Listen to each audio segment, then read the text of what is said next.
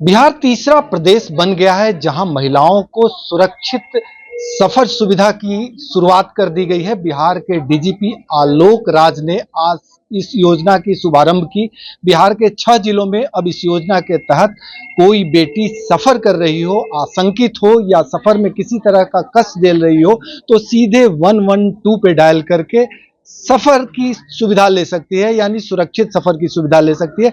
हम तस्वीरों में साफ तौर पे दिखाएंगे, ये कंट्रोल रूम है जहां महिला कांस्टेबल उन तमाम बेटियों की सुरक्षा का जिम्मा संभाल रखी हैं। ये तस्वीरें आप साफ तौर पे देख सकते हैं। बिहार के 6 जिलों की अगर हम बात करें तो पटना, भागलपुर, मुजफ्फरपुर, गया, बेगूसराय और नालंदा, इन 6 जिलों में यदि कोई बेटी सफर कर रही हो और असुरक्षित हो तो यहाँ डायल करके सीधे वो सुविधा ले सकती है, वो सीधे अपने यात्रा को सुरक्षित कर सकती है। और बिहार पुलिस इस योजना के तहत बेटियों को सुरक्षित करने का प्रयास कर रही है। हालांकि दूसरे चरण में यानी 15 सितंबर से पूरे बिहार में ये योजना लागू हो जाएगी। हमारे साथ महिला एसपी हैं शीला ईरानी मैडम, जो इस पूरी योजना को करीब से देखी हैं और इस योजना के तहत लड़कियों को क्या फायदा होगा, किस तरह से वो सुरक्षित होंगी, किस तरह से वो सफर में यदि किसी तरह के आशंका से ग्रसित हो जाएंगी तो वो अपने आप को कैसे बचाव करेंगी और 112 कैसे बचाएगा। मैडम से बात करते हैं। मैडम, ये आज जो 6 जिलों में इस योजना की शुरुआत हुई है, ये योजना क्या है और इससे कोई बेटी कैसे अपने आप को सुरक्षित कर पाएगी? देखिए, यह सुरक्षित सफर सुविधा है जो हम लोग बिहार में महिलाओं को दे रहे हैं। और इसका हम वर्किंग आपको बता देते हैं कि नॉर्मल कोर्स में भी आप 112 पे कॉल करते हैं, अभी भी आप सीधे 112 पे कॉल करिएगा। 112 पे कॉल करने के बाद आपसे कुछ बेसिक इन्फॉर्मेशन लिया जाएगा आपके ट्रैवल के बारे में, कि आप कहाँ से शुरू कर रहे हैं, आप कहाँ जा रहे हैं। अगर गाड़ी का नंबर अवेलेबल है तो गाड़ी का नंबर, अगर ड्राइवर का नाम अवेलेबल, जो मैंडेटरी नहीं है, आप देना चाहें तो दे सकते हैं।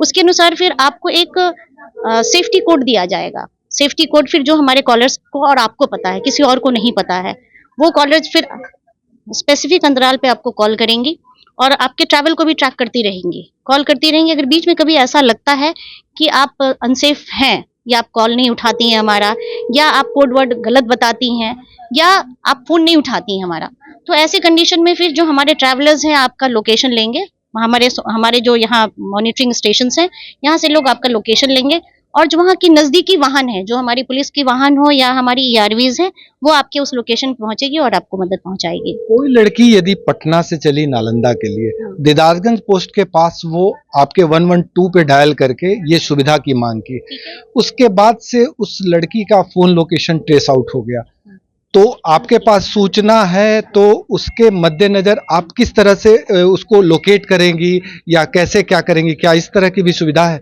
देखिए, अभी जैसा हमने आपको बताया कि हम लोग ये मैनुअल फंक्शन है, मैनुअली हम लोग कर रहे हैं, फुली ऑटोमेटेड नहीं है। लेकिन जो लास्ट लोकेशन आता है उसके अनुसार जो नियरेस्ट व्हीकल है, अगर वो हमको इनिशियल ट्रैवल के पहले अगर हमको बहुत सारा इन्फॉर्मेशन, देखिए इसमें सबसे इम्पोर्टेंट बात है कि आप हमको जितना इन्फॉर्मेशन देंगे उतना सहज होगा ये और आपके लिए सुविधाजनक होगा। अगर आप गाड़ी का नंबर दे देती हैं, ड्राइवर का नाम दे देती हैं, तो हम लोग बहुत तरह के माध्यम से उसको ट्रैक कर सकते हैं। सपोज बहुत बार ऐसा सिचुएशंस आ सकता है कि आपका मोबाइल फोन बंद है, तो अगर ड्राइवर का नंबर ऑन है या लास्ट लोकेशन है, उसके माध्यम से भी हम बहुत सारा काम कर सकते हैं।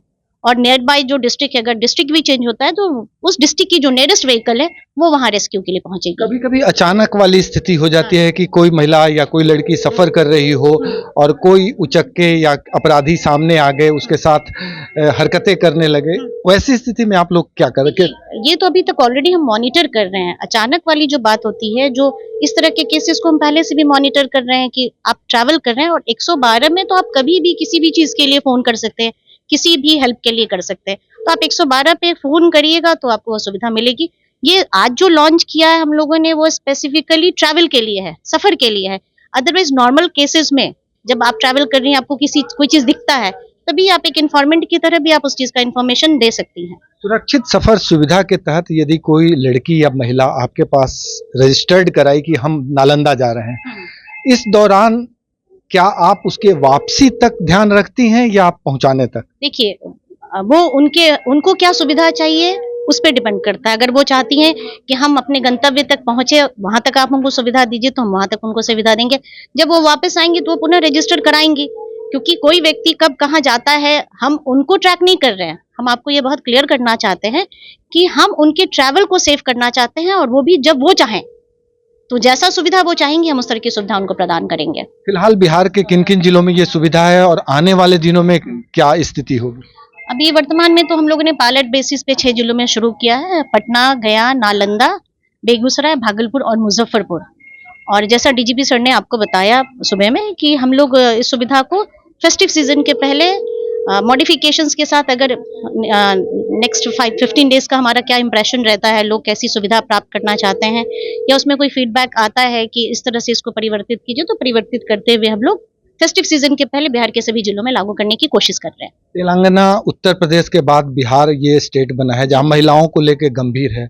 बतौर महिला पुलिस अधिकारी आप इसको कैसे महसूस कर रही हैं? नहीं, हमारे लिए तो ये बहुत ही गर्व की बात है, और जैसा आप देख रहे हैं हमारी सारी कॉल टेकर्स महिलाएं हैं। यहाँ पे बिहार ऐसा स्टेट है जहाँ 100% लेडी कांस्टेबल्स, महिला कांस्टेबल्स के द्वारा ही यह सेंटर कॉल टेकर के रूप में काम करता है।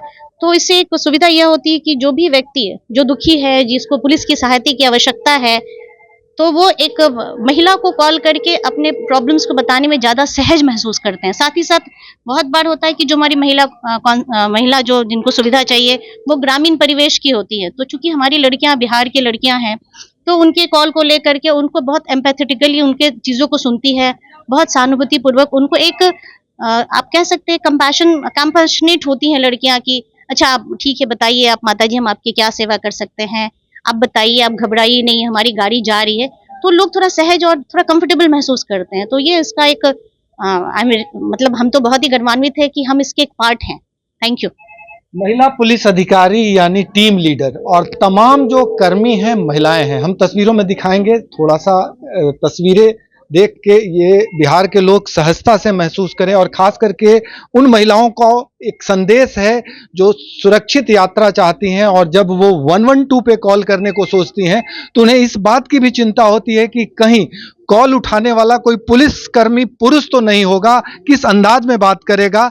इसलिए इस 112 में ज्यादातर लड़कियां हैं, महिलाएं हैं, और ये तमाम महिलाएं सीधे महिलाओं से संवाद करती हैं। आप तस्वीरों में साफ तौर पे देख सकते हैं कि किस तरह से महिलाएं हर महिलाओं का कॉल ट्रैक करती हैं और प्रॉपर तरीके से रिस्पॉन्स करती हैं, और ये सुनिश्चित करती हैं कि यदि आप सफर पे हैं, असुरक्षित हैं, आशंकित हैं या किसी तरह के अंदेशा है, तो आप सीधे 112 पे डायल करें।